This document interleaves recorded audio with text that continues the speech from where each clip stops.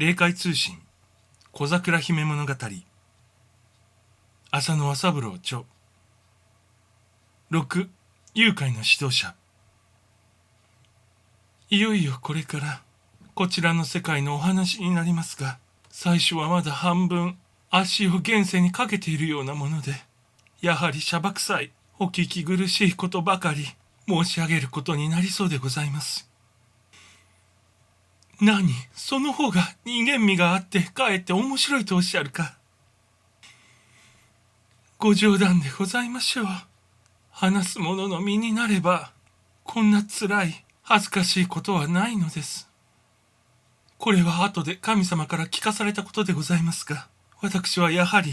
自力で自然に目を覚ましたというよりか、神様のお力で目を覚ましていただいたのだそうでございます。その神様というのは大国主の神様のお指図を受けて新しい寄遊者の世話をしてくださる方なのでございます。これにつきては後で詳しく申し上げますが、とにかく新たに誘拐に入ったもので、こういった神の使い、西洋で申すエンジェルのお世話に預からないものは一人もございませんので、誘拐で目を覚ました瞬間の気分でございますか。それはうっとりと夢でも見ているような気持ち。そのくせ、何やら心の奥の方で、自分のいる世界はもう違っている。といったかすかな自覚があるのです。あたりは夕暮れの色に包まれた、いかにも深感とした、ちょうど山寺にでも寝ているような感じでございます。そうするうちに私の意識は少しずつ回復してまいりました。自分はとうとう死んでしまったのか。死の自覚が頭の中ではっきりすると同時に、私は次第に激しい興奮の嵐の中に巻き込まれて行きました。私がまず何より辛く感じたのは、後に残した老いたる両親のことでした。散々苦労ばかりかけて、何の報いるところもなく、若い美空で先立ってこちらへ引き越してしまった親不孝の罪。こればかりは全く身を切られるような思いがするのでした。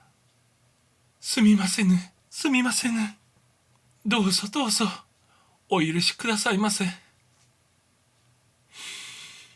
何回私はそれを繰り返して血の涙にむせんだことでしょう。そうするうちにも私の心はさらに他の様々な暗い考えにかき乱されました。親にさえ背いてせっかく三浦の土地に踏みとどまりながら、自分はついに何のしでかしたこともなかった。なんという不甲斐なさ。なんという不運の身の上。悔しい。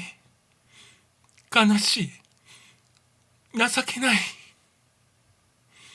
何が何やら頭の中はただごちゃごちゃするのみでした。そうかと思えば、次の瞬間には私はこれから先の未来の世界の心細さに奮いおののいているのでした。誰も迎えに来てくれるものはないのかしら。私はまるで真っ暗闇の底なしの井戸の中へでも突き落とされたように感じるのでした。ほとんど気でも狂うかと思われました時に、ひょっくりと私の枕辺に一人の老人が姿を現しました。身には平袖の白衣を着て、帯を前で結び、何やら絵で見覚えの天人らしい姿、そして何とも言えぬ威厳と温情との兼ね備わった神々しい表情でじっと私を見つめておられます。一体これはどなたかしら。心は知事に乱れながらも、私は多少の好奇心を催さずにおられませんでした。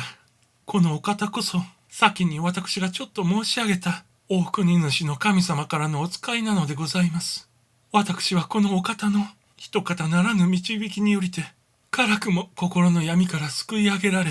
なおその上に天眼通その他の能力を仕込まれて、どうやらこちらの世界で独り立ちができるようになったのでございます。